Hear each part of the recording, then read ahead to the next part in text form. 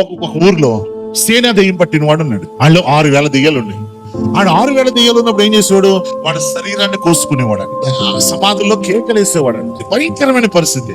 అప్పుడు దాకా 6,000 దెయ్యాలు వాడిని ఏం చేస్తున్నాయి? పరిపాలన చేస్తున్నాయి. జీసస్ వచ్చాడు, అక్కడ వెలుగొచ్చింది. వెలుగొచ్చినప్పుడు ఆ 6,000 దెయ్యాన్ని పట్టినటువంటి వాడు యేసుక్రీస్తు దగ్గరికి వచ్చారు కదా. యేసుక్రీస్తు ప్రభు ఏం చేశాడంటే ఆ దెయ్యాన్ని గద్దించాడు. ఎప్పుడైతే దెయ్యాన్ని గద్దించాడో ఆ దెయ్యాలని వాడిలోంచి వెళ్ళిపోయాడు. ఎప్పుడైతే వాళ్ళలోంచి వెళ్ళిపోయిందో బైబిల్ చాలా స్పష్టంగా చెప్తుంది, వాడు మంచి బట్టలు ధరించుకున్న వాడే యేసు పక్కన కూర్చున్నాడు. ఇప్పుడు జరిగినటువంటిది ఏంటి? పరిపాలన చేంజ్ అయింది.